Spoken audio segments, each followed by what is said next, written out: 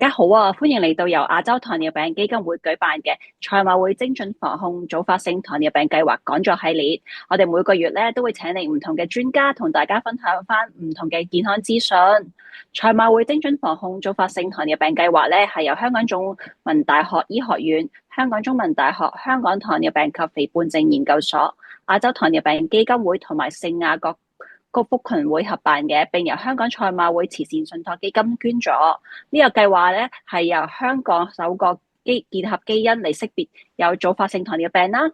高風險人士參加為期2年嘅計劃，希望可以及早識別、預防同埋延緩患上糖尿病。今日我哋好榮幸可以請到香港醫護院士內科、糖尿科及亞洲糖尿病基金會名譽顧問護士鐘巧儀博士同大家分享糖尿病與前期全方位自我管理。如果大家喺講座期間有咩問題，可以喺直播期間留言發問。講座完咗之後鐘博士可以解答翻大家。事不宜遲，有請鐘博士。Hello，大家好，聽到清楚嗬？清楚。OK，好，咁我開咗 PowerPoint 先，咁樣好開心啦，可以同大家去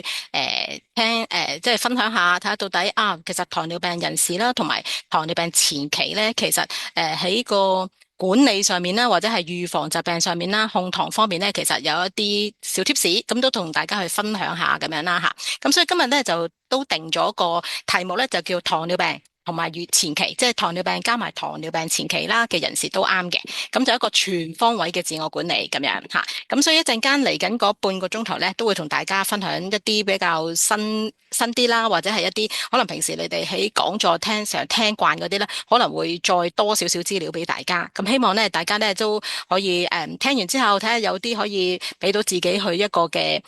管理上面一個嘅一個更新啦咁樣樣吓。OK，好，咁我咧就覺得咧，其實喺糖尿病人士啦，或者係前期糖尿病都好啦，咁其實我就諗一個全方位嘅自我管理咧，不如就用翻我哋平時講嘅衣食住行啦，咁樣樣。咁其實衣食住行咧，你見到個衣咧，我就唔係用我哋平時嘅着衫個衣，係用一個醫學啦、醫療啦嗰個嘅字咧，嗰個嘅一個嘅諧音啦咁樣。咁所以咧，陣間落嚟嗰嘅內容咧，都會就住喺一個醫療上面啦，喺飲食嘅控制啦，同埋個住係咩咧？咁同埋個行又係咩咧？咁一陣間就同大家解答下啦。好，咁首先咧就先嚟一個咧，就係同大家講下其實咧乜嘢係前期糖尿病咧吓，或者我哋有啲人講嘅糖尿病前期咧咁樣樣，咁其實都係靠抽血嘅，就唔會咧就係話篤個手指驗個血糖。咁所以如果大家咧喺化驗所真係做到，而家你見到熒光幕有幾個嘅測試啦，一個就係空腹嘅血糖，即係空腹咗大約8至10個鐘頭啦，第二朝早去抽血嘅。一個嘅空腹血糖啦，咁另外咧一個咧就係一個叫做飲糖水 OGTT，即係有一個75克嘅口服葡萄糖耐量測試，係啦，咁2小時之後咧又會再抽一個嘅血糖，咁然後跟住咧仲有一個咧就唔使空腹嘅，不過而家咧都好多化驗所或者醫生咧都會認同咧用呢一個嘅方法，就一個3個月嘅血糖平均值，講緊糖化血紅素或者有啲人叫糖化血色素啦咁樣樣，咁你見到咧有如果正常嘅度數嘅話咧，即係又唔係前期，又唔係糖尿病嘅話咧，就應該喺綠色個欄嗰度嘅，即係話所有嘅指數，無論空腹啦，有冇飲糖水都好啦。如果有飲糖水嘅，就有個嘅2小時嘅度數啦，同埋一個3個月平均值 A1C 嘅。咁呢3個度數都要喺正常範圍裏面先至叫做正常。是但一個唔喺正常範圍裏面咧，都唔可以叫做血糖測試正常嘅。好啦，咁如果去到糖尿病，你見到紅色嘅位置啦，就係話咧講緊嗰個嘅血糖有3個嘅度數，而3個嘅度數嘅裏面咧有2個都落正喺呢個糖尿病嘅嗰個嘅範圍裏面咧，就叫做係糖尿病啦，即係唔會係睇一個嘅度數。咁當然啦，如果有只係得一個度數喺糖尿病嘅範圍裏面，而同時間佢有一個好明顯嘅一個糖尿病嘅一啲症狀咧，咁我哋就計算係一個嘅糖尿病嘅診斷。咁但係通常醫生都會係睇2個嘅指數咯。咁好多時可能抽個空腹啦，然後跟住就抽個3個月嘅平均值啊咁。咁亦都有啲醫生就會一次過橫掂都抽血啦，就不如飲埋個糖水測試啦咁樣樣。咁所以咧就會更加清楚3個裏面咧，只要有2個都係落入呢個嘅測試嘅範圍裏面係唔合格嘅話咧，咧，咁就係診斷為糖尿病。咁中間正正見到黃色嘅地帶咧，就係我哋講緊嘅糖尿病前期。而家都好多人口講緊，可能有10個裏面有一半、4個、5個裏面咧都有係糖尿病前期。咁其實最主要咧都係分兩大類嘅，一個咧就係空腹嘅血糖異常。係啦，咁另外一個咧就係如果係飲葡萄糖測試嘅話咧，佢係飲完之後2個鐘頭個度數咧係比平常人高，但又未曾去到糖尿病嗰個嘅指標。又或者用3個月嘅血糖平均值咧，會見到喺一個嘅正常同糖尿病中間嘅範圍。咁所以呢啲全部我哋叫灰色地帶咧，就係糖尿病前期啦。所以今日如果大家咧係本身可能糖尿病人士啦，又或者診斷咗係糖尿病前期嘅話咧，就好值得聽啦。咁當然啦，如果有一啲我係高風險嘅，可能屋企有近親都係糖尿嘅，或者我有好多糖尿嘅一啲風險嘅因素喺度，而我又而家雖然抽血係正常，但係我都要預防定嘅話咧，咁今日嘅題目都啱大家聽嘅。好啦，咁少少嘅資料背景咧，就俾翻糖尿病人士啦吓。咁其實如果我哋講緊3個月血糖平均值咧，喺國際嘅標準建議底下咧，其實細過7%嘅話咧，就可以減少我哋嗰啲大小血管嘅病變。所謂大血管病變就係講緊啲冠心病啊、中風啊、一啲心血管疾病啦，或者下肢嘅血嗰個嘅血管嘅阻塞啦。細血管嘅病變咧，有另外3個就講腎衰竭啦，腎嘅一個病變啦，另外神經線病變啦，同埋呢個嘅視網膜嘅病變，即係我哋講嘅糖尿上眼。咁所以如果只要控制到個血糖個平均值有7%或以下嘅話咧，咁其實咧就可以大大減低。你見到由大約40幾%去到70幾咧，都可以減到呢啲嘅併發症嘅出現嘅。咁同樣地咧就係話，如果我未去到7%最理想。不過我只要喺而家嘅血糖嘅控制嘅裏面咧，我每降1%嘅 A1C 咧，就可以減低到中風啦、心肌梗塞、白內障嘅切除啦、糖尿病引致嘅死亡、一啲微細血管嘅病變，甚至我頭先提過可能腳嘅血管嘅周邊血管嘅病變。咁你見到其實減嘅個幅度都幾多嘅。咁當然有啲人話，咦，點解中風同心臟病好似減得少啲？因為佢唔係單單淨係糖尿去引起，可能食煙啦，有啲膽固醇啊、血壓高啊呢啲嘅因素咧，都會影響呢個嘅長期病患嗰個嘅一啲嘅風險嘅。咁所以變咗咧，相對嚟睇，你會見到一啲微細血管病變啊，或者係真係下肢嘅周邊血管病變咧，糖尿嗰個風險咧係明顯嗰個嘅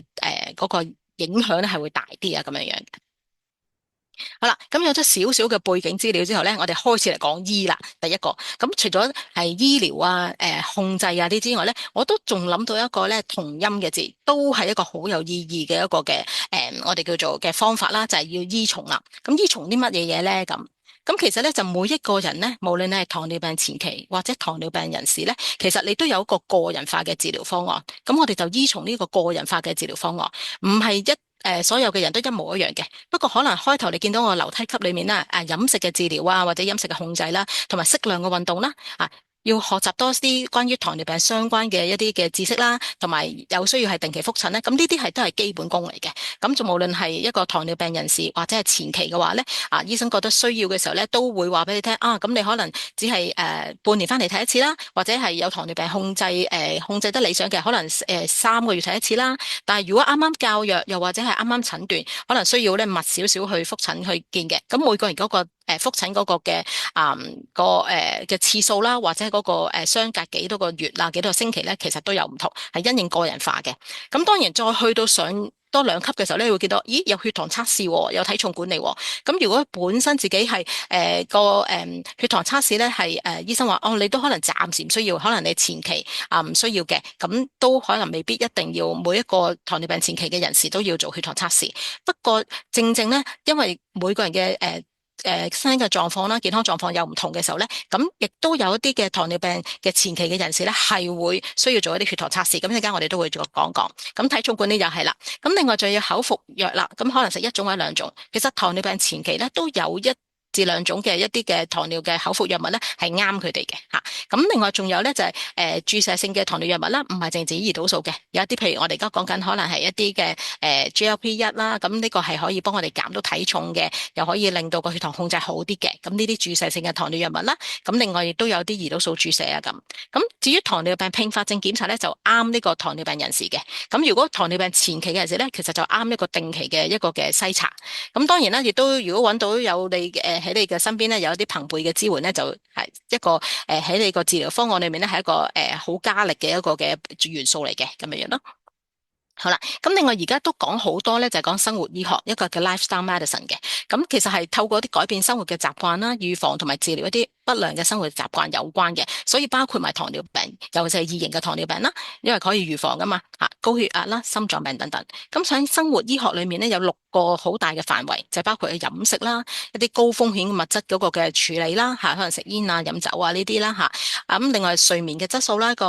另外仲有運動啦，一個社交嘅聯繫啦，同埋壓力管理都係喺呢個落入呢個生活醫學嗰個範圍裏面。所以每一個人呢，可能需要去處理嘅，或者係需要去諗下方法，點樣令到嗰方面係會做得再好啲嘅，減低一啲風險呢，其實都係呢個生活醫學裏面一個好重點嘅。咁所以呢個都係屬於依從翻自己個需要咧去跟進嗰個喺生活上面一啲我哋叫唔好嘅一啲生活習慣，而影響到嗰個嘅疾病嘅控制啦，咁樣樣。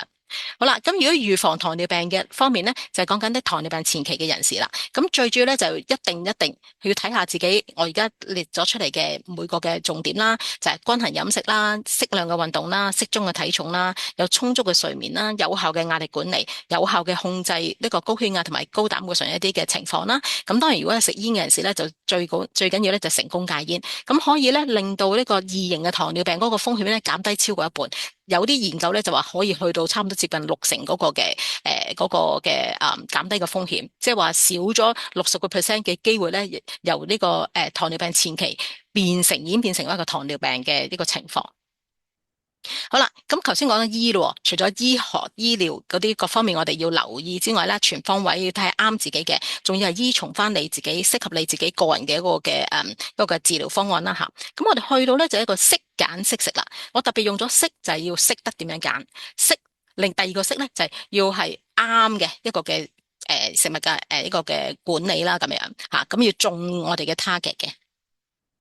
好啦，咁其實有一啲嘅目標啦，咁喺飲食嘅治療方面，無論係糖尿病或者前期嘅人士咧，最緊要我哋希望穩定住個血糖，減少一啲波動，即係唔好大上大落嘅。另外要維持一個營養有一個均衡，所以其實係一個均衡飲食嚟嘅。好啦，咁另外減少一啲加工嘅食品啦，同埋最重要咧就唔好飲咁多含糖分嘅飲料或者係食品嘅。咁就算而家最近大家見到一個倒轉嘅金字塔啦，其實都提醒就係唔好食咁多加工嘅食物啦，或者係咧仲要留意唔好飲咁多含糖嘅食物啦。咁當然唔係成個倒轉嘅嗰個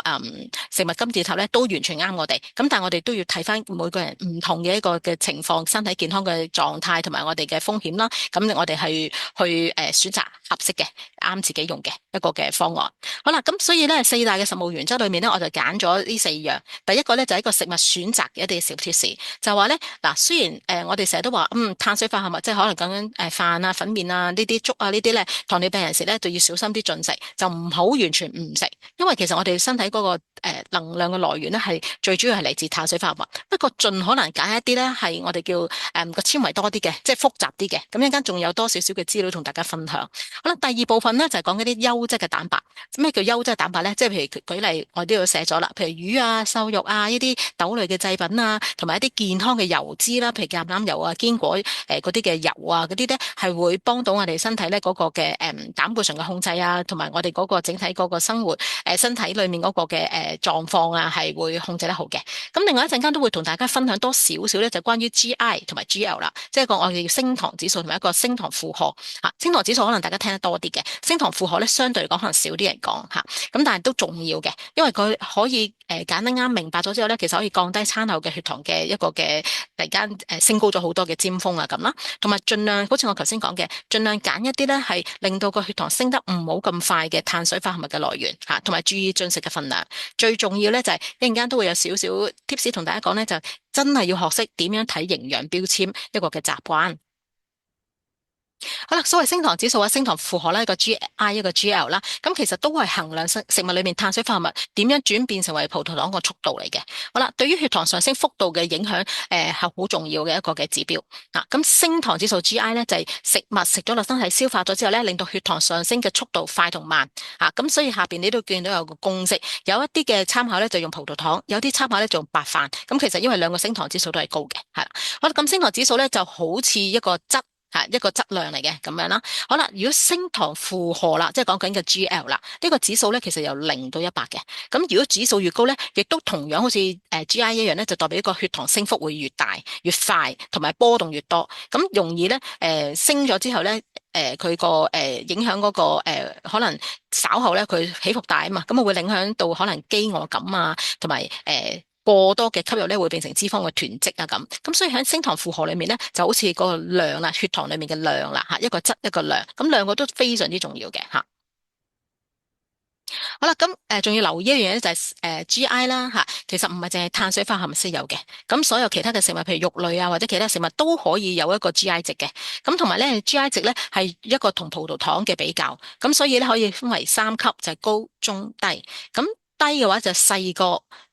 等於55啦，一個指數嚟嘅吓，咁。高咧就係大個或者等於70，中間嗰啲咧我就叫中升糖指數啦。咁當然大家一諗就低升糖指數或者中升糖指數咧就最着數啦，對糖尿病人士啦，又或者係對呢個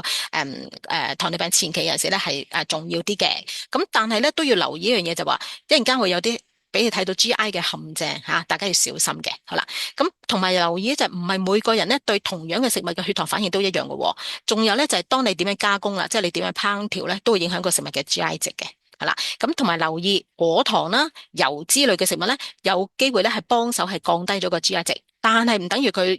對血糖控制好咗。咁所以咧，大家去揀嘅時候咧都要小心，唔好淨係揀呢啲低 GI 嘅，仲要睇下佢入面嘅成分吓，佢令到佢低 GI 係因為佢纖維多啊，定話佢油類多咧咁樣樣吓。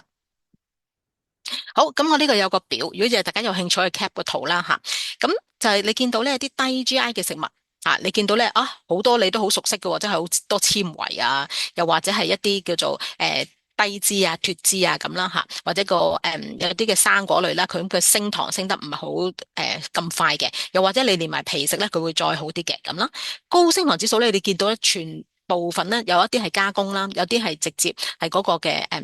我哋叫精煉過嘅食物啦，即係一啲有可能去晒皮啊，又或者係嗰個質感咧係好嫩滑啊，好幼滑啊呢啲咁，通常呢啲咧我哋就會係相對嚟講係 GI 值比較高啲嘅。好啦，咁大家留意一樣嘢咧，就係話咧有機會咧就係一啲譬如我哋食嘅雪糕。係啦，佢其實個糖分都高嘅，但係點解個 GI 值好似唔係好高咧？咁係因為裏面咧有好多脂肪，咁而呢啲脂肪係會正正咧減慢咗少少咧佢個吸收嘅速度，咁所以變咗咧令到嗰個嘅 GI 值好似相對低，好似好抵食，但係原來實質上唔係嘅，佢都會影響我哋嘅血糖嗰個嘅升幅係比較多嘅咁樣咯。好啦，咁所以咧大家留意啦，越係精煉過我哋叫精緻嘅呢啲食物，佢嘅 GI 值越高。咁相反，如果纖維量越多，脂肪含量越多嘅話咧，就會令到個碳水化合物吸收會慢咗。咁所以如果着數嘅話，係揀纖維多嘅低 GI 嘅食物，而脂肪含量高嘅低 GI 食物咧，我就盡量少減啦。好啦，咁另外我就俾一個例子大家啦，好似我而家以下呢個圖啦咁樣，譬如糙米本身係屬於中嘅 GI 值。好啦，但係如果當磨咗嗰個皮個糠啦，去咗變成白米嘅話咧，你一睇咧就會見到，哇個 GI 值高咗嘅，同埋屬於高嘅 GI 值，差唔多高咗成接近7至8嘅 percent。好啦，咁同樣地，如果都係呢啲白米，好啦，佢已經升高咗啦，但係我煮爛佢好似煲粥咁樣樣嘅吓，咁你見到咧又差唔多2倍嘅升幅。如果將佢變成而家好興咧嗰啲咩破壁機啊嗰啲啦吓，將啲米磨成米漿，好嫩、好幼滑、好好飲嘅。咁但係你發覺咧個 GI 值咧高得更加多，係啦，高咗超過差唔多3倍咁滯，係啦，30% 咁滯。咁所以咧大家都留意啦，嗰個食物本身如果食圓形嘅食物、原裝形狀嘅食物咧係最着數嘅。同埋留意咧，就係譬如好似頭先提過啦，水果啦吓，如果水果你變成果汁咧，相對嘅 GI 值咧就會高好多，即係好似我哋食飯同食粥，食粥係會升得快啲嘅，因為喺煮嘅過程裏面咧，已經幫你咧好多嘅一啲嘅澱粉質咧變成一啲容易吸收嘅澱粉質，同埋煮得稀稀爛爛，咁所以喺相同嘅食物嘅裏面咧，你嘅煮嘅方法都會直接影響個升糖指數。咁同埋咧，亦都要留意就係有啲時候咧，同樣嘅食物，但係可能佢唔同嘅產地或者品種咧，個甜度有即係或者個糖分含量亦都可能相對唔同嘅。譬如而家大家都好興成日揀啲生果嘅甜度啦，或者啲生果嘅成熟程度啦，熟啲同青啲又唔同嘅喎。有冇一啲係基因改良，特別令到佢甜啲咧？即係糖分多啲咧咁樣。咁同埋盡量係揀一啲咧低脂嘅一啲烹調方法，咁就會減少嗰個升糖指數咧，無端端咧嗰個食物本身唔係好高嘅升糖指數，都俾你係加到咧，令到個升糖指數再升高咗嘅。好啦，咁另外提一提升糖負荷啦 （GL） 啦，咁其實佢係由呢個 GI 乘一個碳水化合物嘅含量再除翻100得出嚟嘅嚇。咁可能大家哎呀好複雜啊，點樣計啊咁？咁其實有陣時你喺網上面咧，你只要打升糖負荷咧，佢都會有一啲表列出嚟啲常食嘅食物，咁所以變咗你可以睇翻自己平時食開嗰啲係咪屬於一個高嘅升糖負荷嘅一個食物咧咁。咁同埋頭先提過啦，就我哋最好咧就係養成一個睇閱讀標籤嘅習慣，因為咧其實唔單止知道入面嘅嘅材料啦，有冇一啲添加劑啦，因為我哋講話唔好要咁多食嗰啲添加劑啦嚇。第二咧，仲有咧就係幫手去睇下每一個份量咧，你食緊個份量，其實真真正正嗰個碳水化合物啦，或者脂肪啦，甚至糖類咧，其實嗰個得出嚟幾多咧咁。咁所以呢一個咧都係一個好好嘅練習啦，俾大家去睇到。哦，原來我食咗呢一包，譬如嗰啲地瓜酥舉例啦嚇，咁原來差唔多食咗一包咧，就等於食咗碗半飯咁滯噶咯嘅糖分。咁所以呢啲咧就係一個好重要，大家要學嘅。你要全方位去管理住自己嘅血糖或者健康嘅話咧，食物標籤、營養標籤咧係一定需要去學習嘅。咁另外2個例子啦，譬如白飯咁有個公式去計嘅，咁佢本身白飯嘅 GI 值咧就83就屬於高啦吓。好啦，咁跟住咧，如果係一碗嘅白飯大約80克就半碗計啦吓。咁如果我食一碗，即係差唔多成碗咧，就大約30克嘅碳水化合物。咁我只要擺落公式度一計咧，就計到個升糖負荷就係屬於24.9，咁24.9咧其實係屬於高嘅，因為20以上已經係屬於高啦嘛。好啦，糙米飯啦，佢個 GI 值咧本身係低少少嘅，中嘅 GI 值，咁就55啦大約。好啦，咁擺咗落去，同樣地都係嗰條公式嘅啫，食一碗大約係30克噶啦，裏面即係嗰個碳水化合物嘅量吓。好啦，咁又跟住計出嚟，咦個升糖負荷係16.5啫，都係屬於中嘅啫。咁所以相對嚟講，你咪會揀我食糙米飯可能會好過白飯，甚至你喺糙米飯嘅裏面咧，再加一啲嘅纖維，可能加啲菜啦，好似我哋平時食嘅菜飯啊咁樣啦。咁呢啲嘅話咧，都會幫到個 GI 值咧再降低啲嘅。好啦，第二個嘅原因咧，啲抗性澱粉嘅一個嘅食物啦咁越係生冷凍嘅食物咧，啲碳水化合物咧就係佢抗性澱粉越多嘅 GI 值亦都會越低。咁因為呢啲抗性澱粉咧，屬於唔容易俾胃啦同埋小腸去吸收嘅澱粉質嚟嘅。不過留意佢有個特性，就係隨住溫度嘅變化咧會改變嘅。即係話如果你凍咗嘅一碗譬如冷飯啦，你再加翻熱之後咧，佢嗰個嘅抗性澱粉咧個量會低咗嘅，係啦。但係當你將佢翻熱咗之後，又攤翻凍嚟食咧，咁佢嗰個抗性澱粉咧，慢慢佢又會提升翻，但未必會同你第一次嗰個係一樣咁多咯。好啦，咁有啲咩類型嘅食物係含呢個抗性澱粉多啲嘅咧？咁咪選擇多啲咯，可以。好似我而家圖裏面你見到你黑米啊、燕麥啊、大麥啊、小麥呢啲啦，五穀類啦。咁另外譬如薯仔啦、番薯啊、粟米啊、意大利粉啊，攤凍咗、煮熟咗之後攤凍咗咧，佢都個抗性澱粉相對多嘅。同埋留意一樣嘢，頭先我一直都提，如果可以連皮食，即係可能譬如啲番薯。係洗乾淨個皮都食得到嘅話咧，連埋皮食咧，嗰個嗰個 GI 值又會低啲吓。好啦，咁另外提過啦，譬如可能未成熟嘅香蕉啦，或者一啲煮熟咗嘅豆類啦、豆殼類啊呢啲嘅蔬菜類咧，其實個抗性澱粉都高嘅。咁即係話咧，可以俾大家有一個嘅諗法就話我盡量喺我嘅食物嘅裏面，我揀一啲含豐富抗性澱粉嘅食物嘅全穀類嚟到代替一啲我哋叫精煉過嘅澱粉，即係譬如白飯啊呢啲咁樣啦吓。可能喺主糧嘅裏面盡量加添多少少呢啲抗性澱粉豐富嘅食材一齊進食。所以中國人咧嗰個嘅飲食咧，其實都幾好嘅，因為佢好複雜性嘅好多嘅咁樣啦。咁另外烹調方面呢，就唔好煮得太長時間太爛啦，同埋可以保留多啲嘅抗性澱粉。蒸啊煮啊會好過烤同焗啦，咁盡量令到啲食物咧唔好煮咁稀爛，即係保持個完整性即係唔好好似頭先我舉嘅例子咧，將佢磨成粉，然後跟住再整成糊咧，咁嗰啲抗性澱粉含量咧同樣都會低咗嘅，但係嗰個嘅升糖指數就會高咗嘅吓。咁或者有啲食物可以攤涼咗，冷凍咗，然後先再食，咁都會可以幫手咧增加咗嗰個抗性澱粉嗰個嘅量嘅。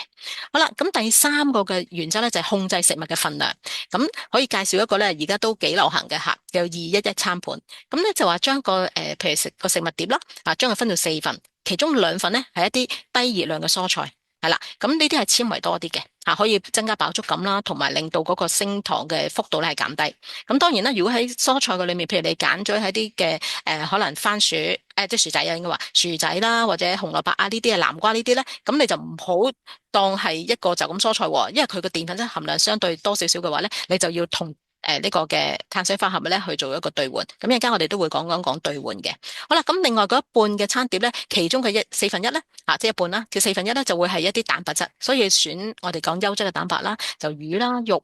白肉啊或者豆類呢啲啦。另外嗰4分1咧就係我哋講緊嘅澱粉質嘅食物啦。咁你見到舉例就可以有麵包啊，有意粉啊、嗰啲粗糧啊嗰啲咁樣啦。咁但係咧就留意點樣煮吓，咁所以咧就大家可以用呢個2-1-1餐盤咧嚟幫你去睇翻嗰個嘅食物嘅嗰個份量啦。另外進食嘅次序，其實而家越嚟越多研究咧就係教我哋咧就盡量啦，可能咧有啲人咧會係餐前係飲杯水啦或者清湯啦，咁令到自己個飽足感多少少，但係又唔好過量飲得太多，如果咪影響我哋嗰個胃液啦，亦都會影響消化嘅。咁跟住咧次序上咧就可能食到啲肉或者菜啊。有啲人食菜先，有啲人食肉先，都 OK 嘅吓。咁如果菜你好肚餓嘅，好成嘢，我食好多嘅，咁我建議你食菜先嘅，係啦。咁又可能食半碗菜啦，咁又跟住食啲肉，咁又跟住先食飯。咁如果嗰餐有水果食咧，你可以之後先再食，或者有啲人會攤開少少等唔係一次過堆埋晒一齊食咁樣咯。好啦，咁最後一個咧就食物換算啦，一個兌換啦，咁就係一個好好嘅控制熱量啦，同埋維持血糖穩定嘅一個秘訣嚟嘅。咁食物咧，我哋主要分為6大類啦吓，咁你會見到喺我隔籬有個圖示啦，咁你有6種唔同嘅類別嘅食物啦，咁你就要喺翻同類型嘅裏面咧去交換喎，即係譬如我唔食麵包，我可以食通心粉，可以食飯或者係兌換薯仔吓。但係如果我嘅五穀即係我哋嘅澱粉質類咧，佢同呢個嘅魚啊、肉啊嗰啲我哋蛋白質類去兌換咧就唔得喎。咁所以咧係要喺翻相同嗰個嘅嗰個嘅種類嘅裏面咧去兌換嘅。咁所以亦都牽涉到咧就係可能舉例我食飯嘅，但我兌換翻可能通心粉，可能唔係1碗飯兌1碗通心粉喎，係你1碗兌碗半通心粉喎咁樣樣。咁所以咧有好多網上嘅一啲資料，一陣間我都會介紹一啲資源俾大家啦，大家可以咧喺網上咧係 download 到呢一啲嘅資料啦，咁可以俾多啲嘅一啲信心你哋點樣去兌換。咁唔使記晒嘅，其實最主要咧就係記一啲或者睇一啲咧自己平常食嘅或者好想食嘅原來可以兌換嘅喎咁樣啦吓。好啦，呢個就係識揀識食之選啦，我就揀咗3個都好夠用噶啦。咁一個咧就係呢個香港糖尿聯會啦咁佢呢一本咧就係精明糖尿病飲食指南啦，咁你哋可以打呢個名喺香港糖尿聯會度咧，佢又已經有個嗰啲叫電子版你可以 download 嚟睇嘅係啦。咁另外嗰2本咧就係香港糖尿科護士協會出嘅，就係一個關於可能出街進食啦，去酒樓啊，去茶餐廳啊，食西餐啊，食中餐啊，點揀呢？有冇啲點樣兌換呢？咁同埋個運動指南。好啦，咁另外一本咧就係關於點樣管理血糖，食完嘢真係會高噶嘛？點樣可以管理到餐後嘅血糖嘅一啲嘅方法咧？咁所以呢3本咧我都覺得好值得大家可以去選嚟睇啦，咁樣樣吓。咁全部網上面都有嘅。好，咁去到第3個，我哋衣食住咯，去到住啦。咁住嗰方面咧，我就用個諧音咧，就係我哋 mon 住，香港人好中意講 mon 住，我睇住睇實嘅，咁樣就係 monitor 住啲乜嘢咧 ？ABC 一個嘅 A1C 啦，血糖3個月嘅平均值啦，血壓啦，同埋膽固醇，咁啊 ABC 啦。咁同樣地咧，除咗呢一啲嘅要留意之外咧，我仲要加多個咧就係體重。因為對於一個糖尿病人士啦，或者係前期嘅人士咧，其實體重係非常之一個重要嘅一個嘅需要我哋管理嘅一個嘅部分啦，咁樣樣。好啦，咁所以咧喺血糖測試裏面咧，好多唔同嘅指標，有啲係抽血啦，直情可以抽到糖化血紅素或者血色素啦，即係 A1C 啦。咁另外一邊咧就可以屋企買個血糖機啦，或者呢個儀器啦，就可以測到空腹嘅血糖啊，隨機血糖，即係又唔係餐前又唔係餐後，我覺得唔係幾舒服，或者我想督下嘅，咁呢個隨機嘅血糖啦，或者係餐後2小時嘅血糖值。咁呢個唔牽涉到話我哋飲糖水嗰啲嘅，咁但係當然可以好似頭先醫生咁樣啦，需要糖尿病前期嘅人士可能需要飲糖水嘅，咁醫生就會用抽血嘅方法啦，就唔會用篤手指嘅方法嘅。好啦，咁另外一個咧，都而家用咗好多，將近十幾年啦，都係一個十幾廿年啦，差唔多一個而家用得比較多嘅一個連續嘅血糖嘅監測，我哋嘅 CGM 咁呢個就係24小時去睇住我哋嘅血糖嘅反應嘅。好啦，咁呢個3個月嘅平均值咧，就其實咧，如果 A1C 越多越高嘅話，即係代表你嗰個血色素黐住嘅糖就越多。咁所以咧因為每3個月咧都我哋嘅血咧都會新陳代謝做過一批新嘅啦，咁所以變咗咧就係反映過去3個月血糖平均值。咁而家咧所有嘅國家咧大部分咧都會以呢個咧都係一個嘅金漆嘅標準啦咁樣。其中一個去睇下個血糖嘅控制點樣啦，咁樣。咁另外咧，糖化血色素 A1C 咧同血糖值咧其實有關係嘅。如果當你整日嘅裏面平均嘅血糖拉上補下咧，其實可能係你見細單位我哋平時用開嗰啲啦，大單位就可能外國歐洲會用啦咁樣。好啦，譬如我當8.6，我平均可能餐前餐後自己啲血糖嘅值咧加埋咧除個平均數咧，咁其實差唔多 A1C 係去到7嘅喎。咁所以咧點解我哋成日都講緊要控制好啲咧？就係因為唔想個平均值會影響到佢升高，因為咧頭先我哋一開始已經講過，如果 A1C 越高嘅話咧，就好多大小血管嘅慢性嘅併發症會出現，咁同埋咧就如果上落大嘅話，其實對身體個血糖控制都係唔理想嘅。好啦，咁所以篤手指咧，大家可能在座都有啲人篤過啦，或者俾護士去同你做個測試啦咁樣。咁但係唔係一定血糖越低越好嘅個值係啦。咁因為咧都要小心，就係低血糖都會帶嚟身體不良嘅反應或者發生意外啦。咁所以有個理想嘅血糖控制就係俾糖尿病人嘅呢個就空腹或者餐前咧大約4度至6度嘅咁餐後2小時由食開始計，2個鐘頭之後咧篤嘅話咧就係4度至8度。咁當然咧，如果年紀越大，又或者身體個狀況，醫生覺得可以鬆少少，咁可能去到10度都唔出奇。咁所以都係依從翻個人嗰個嘅治療嘅方案啦，同埋嗰個嘅目標咧，去睇翻你個血糖嘅監測出嚟嘅結果。好啦，咁頭先提過啦，連續性嘅血糖監測，咁就係孭機啦，我哋叫做咁一個好細嘅，你會見到一個好細嘅一個嘅我哋叫 sensor 啦有支好幼嘅針啦，打咗嚟之後咧就掹走咗啲針，留翻條管嘅啫，嗰條管其實係一個感應器嚟嘅，咁就好似而家呢一張圖咁樣啦，咁就其實一路記錄住，佢大約5分鐘度啦，有啲就新嘅可能3分鐘度啦，咁佢就會咧係量度一個細胞同細胞中間一啲液體嗰個嘅糖分係啦，咁其實咧佢唔係真係度住你嘅血糖，不過咧嗰啲嘅糖分咧同你嘅血糖嗰個升幅咧都係一樣嘅，即係如果血管裏面嘅糖分越多咧，應該呢啲間質液嗰個糖嘅含量咧都應該會高嘅，係啦。咁有啲時候咧會可能戴喺手臂啦個 sensor， 或者係戴喺個肚腩呢啲比較穩定啲、容易啲去安置到嘅嗰個嘅位置啦。咁佢出嚟嘅結果咧就唔同我哋平時嘅血糖一個度數嘅，佢係咧將所有嘅血糖值咧係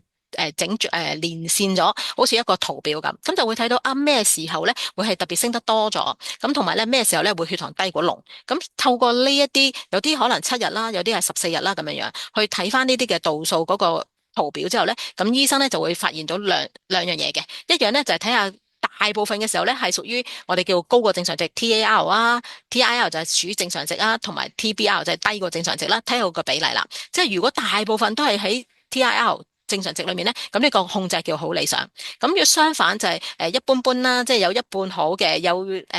三成咧就係高過嘅，有2成低過嘅。咁我哋屬於叫啱啱都係普通啦，咁樣可以再有進步空間。咁但係如果唔理想嘅，即係可能有一半嘅時間都係高過正常值，咁我哋就話呢個嘅控制唔理想。咁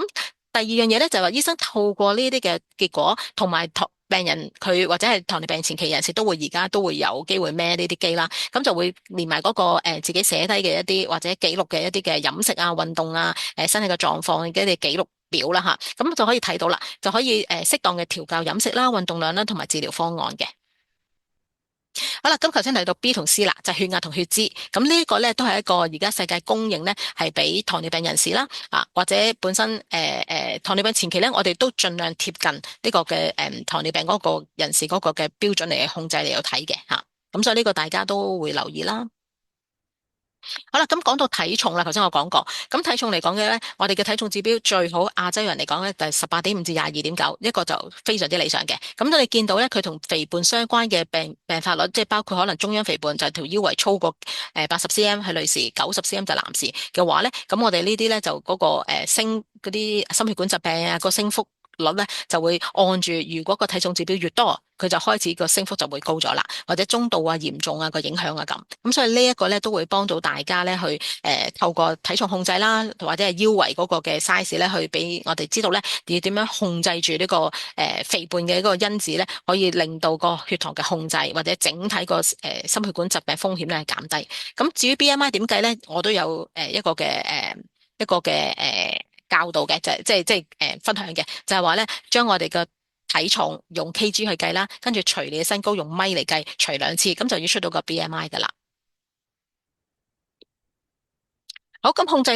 個體重裏面咧有少少嘢留意嘅，就係話咧，如果你想減低二型糖尿病風險嘅話咧，即係譬如你已經係前期嘅咯噃，咁你超重嘅時候咧，最好減3至5%而家嘅體重。啊，未必去到最理想，但係已經減低咗風險噶啦。咁如果本身係肥胖啦或者超重人士，減到10%而家嘅體重，咁就可以改善埋個膽固醇喎。但係如果你話我都減唔到咁多，但係你只要減得到，頭先講可能3至5%都已經有好好嘅一個效果啦，咁樣樣啦吓。同埋 BMI 唔係越低越好嘅，過瘦嘅話咧啊，一頭一尾即係好肥啊好瘦咧，其實都會影響健康嘅吓。咁所以大家都留意啦，除咗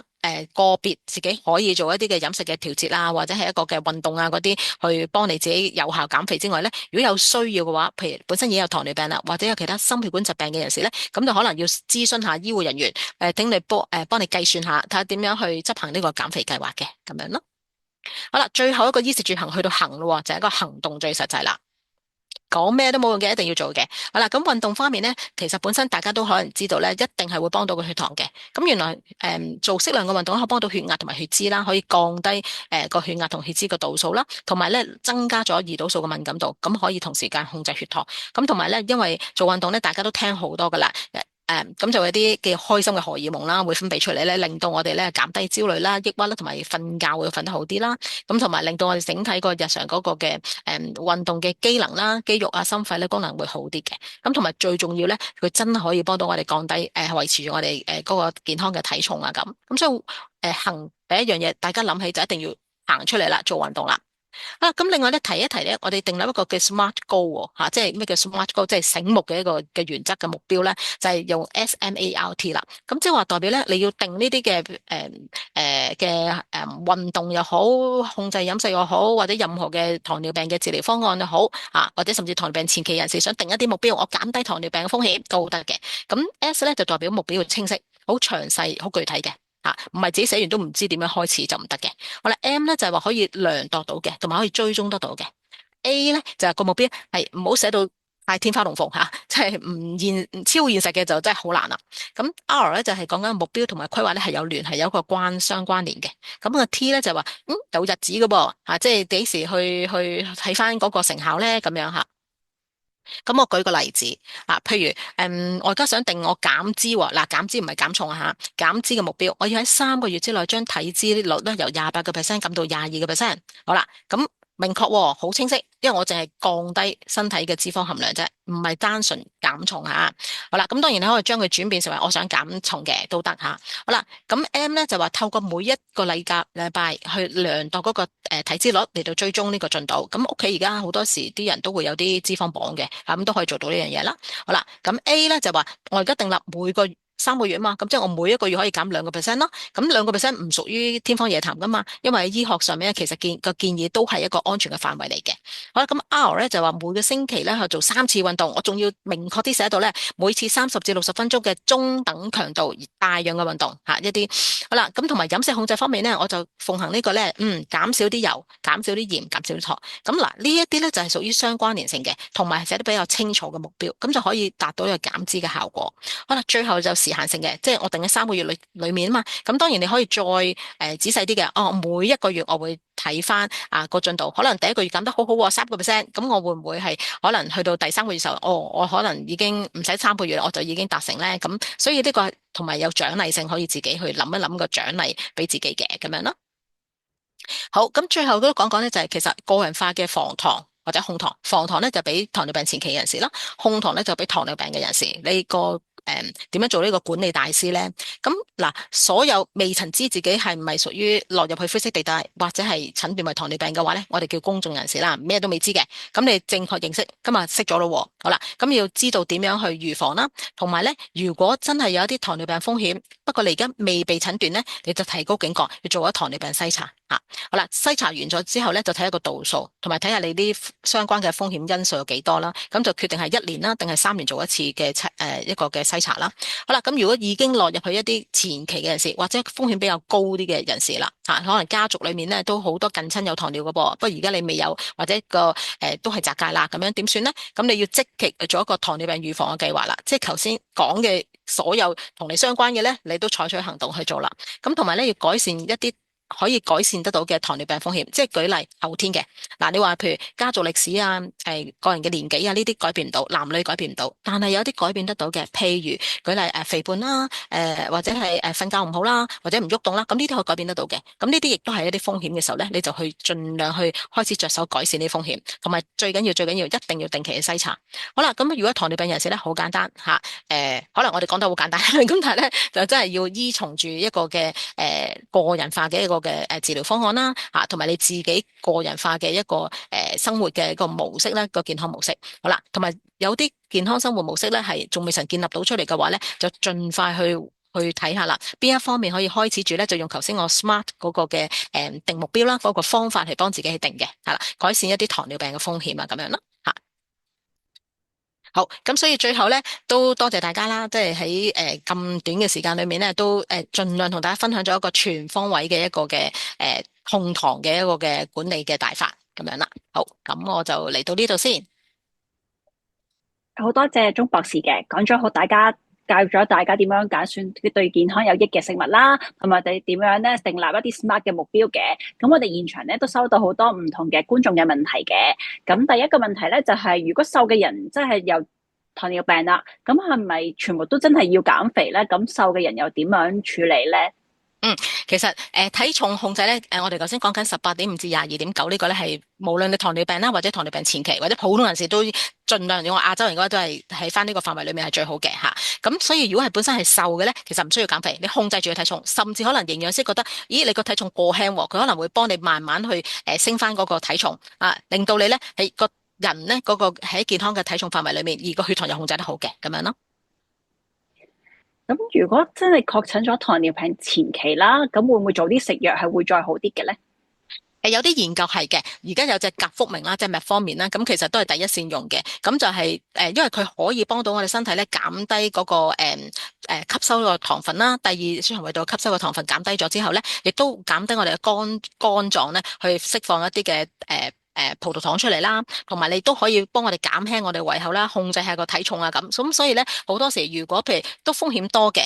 嘅話咧，咁就醫生有陣時都會同你商量，可能不如開隻係呢一隻嘅糖尿藥咧，可以幫你咧啲前期嘅人士咧可以控制得好啲咁樣咯。咁當然都有啲人就話，你醫生我唔食藥治，我要去減下體重先，我做個運動先都可以嘅。因為無論藥因為好多嘅研究就係唔係單單藥物嘅一個健康生活模式咧，同用藥咧其實個效果都比接近。不過如果你本身真係風險多嘅話咧，咁用藥會好啲咁樣咯。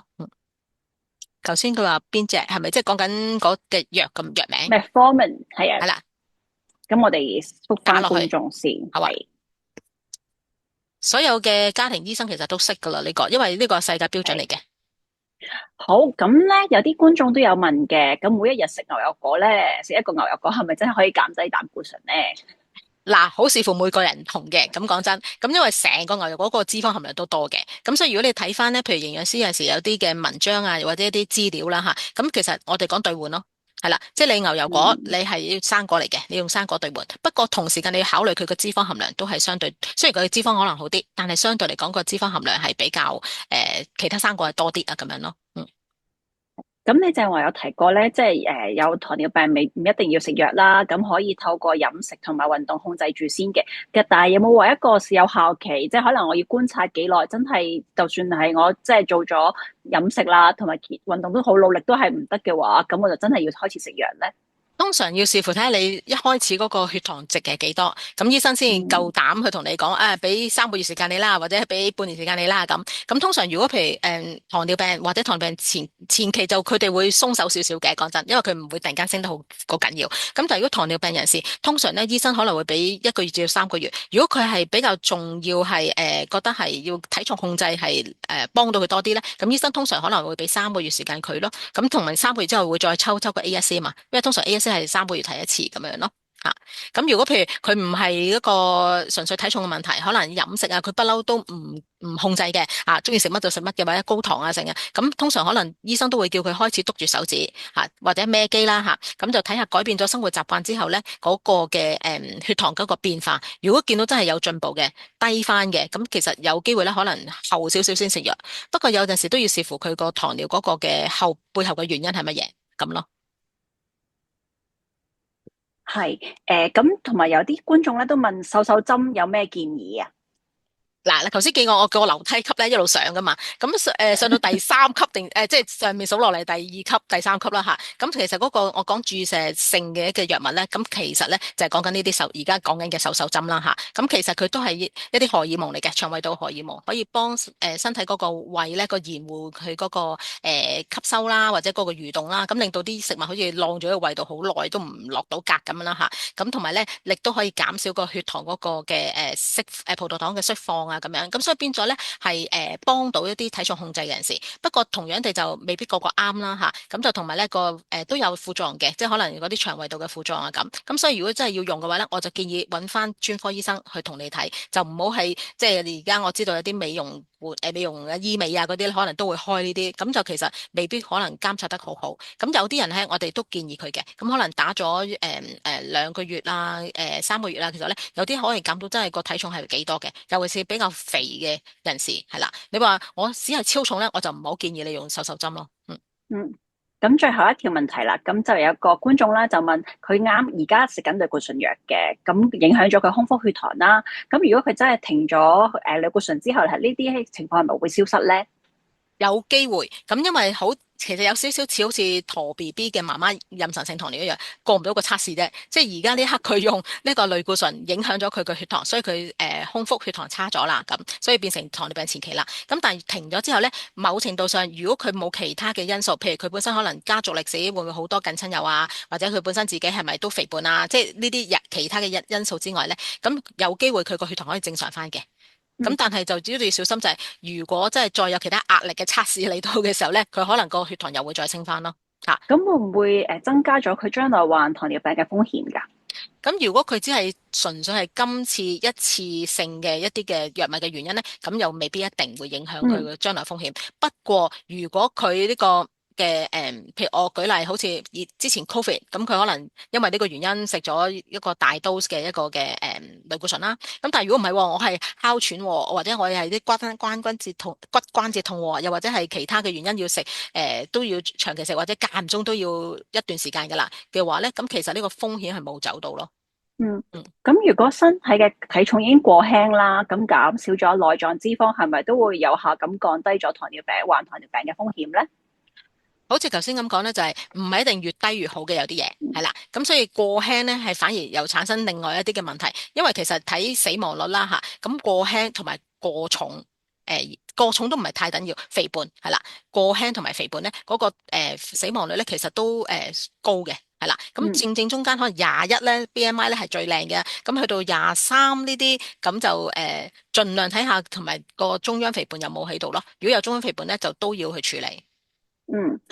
咁最後一條問題啦，咁想問下，如果戒口要戒得幾徹底啦？咁每一日如果有個 quota 嘅話，偶爾即係間唔中食下甜品又得唔得咧？嗱，首先我哋就好點講咧？嗱，人咧就真係最中意食嘢嘅，係啦。咁嗯咧，但係即係唔好過分。即係我哋成日講就係以前好舊一代嘅，可能有時嘅建議咧就話，你就係唔好食糖啊，即係好緊嘅好多。咁但係而家其實咧就係彈性多咗，因為咧有個依從性，即係大家知道咧，原來可以食物兌換嘅。我就算我真係好想食呢樣嘢，但我會用翻相同類型，我減低佢，或者甚至識得用個運動咧去食完呢啲嘅食物，可能相對個糖分高少少喎。咁我食完佢，但係我做翻運動嘅時候咧，咁其實係有走盞嘅。咁戒到幾盡咧，就要視乎睇下你想嗰個血糖有幾好啦嚇。咁如果譬如真係有陣時有啲嘅食物你好想食啦，或者我哋成日話一年先生日，即係食一次，即係或者做節食一次 OK 嘅。咁但係你就喺其他嘅食物裏面，可能佢個熱量比較高啲，或者嗰個糖分比較高啲嘅，你就將嗰啲減低啲，咁你就可以某程度上，你話食碗糖水得唔得？可以嘅。不過你食嘅糖水，你又可能揀嘅種類裏面可能會係譬如係我舉例咧，就係一啲有纖維多少少嘅一啲嘅糖水啦，唔係單單淨係就咁飲一個雞蛋腐竹，即係類似呢啲咁樣咯嚇。咁仲有一條問題咧，就係有個觀眾就問瘦手針咧，政府係咪都係需要自費㗎？係。好，咁好多謝阿鐘博士今日嘅分享啦，咁都好多謝大家嘅踴躍參與。咁鐘博士講咗好多點樣管理糖尿病同埋糖尿病前期嘅方法啦，希望大家都可以透過飲食同埋運動咧，可以有效咁管理糖尿病同埋三高嘅。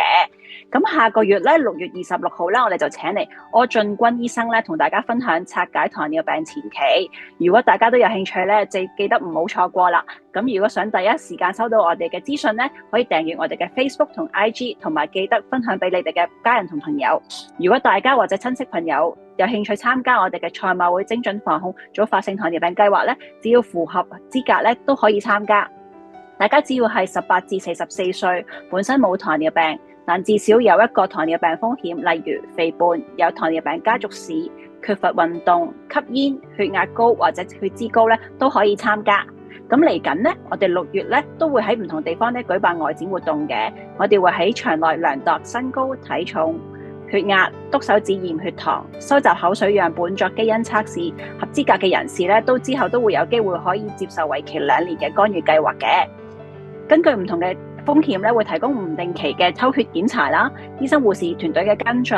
藥物資助、自我監測儀嘅儀器，同埋一啲課堂嘅，例如關於飲食啊同埋運動嘅。咁如果大家有興趣咧，都可以掃 QR code 報名。如果喺呢啲日子大家都參加都唔到嘅話咧，都可以 scan 我哋嘅 QR code 報名，我哋會到時再聯絡你參加嘅。咁今日嘅時間就嚟到呢度啦，再次多謝鐘博士，我哋下個月見，拜拜。拜拜。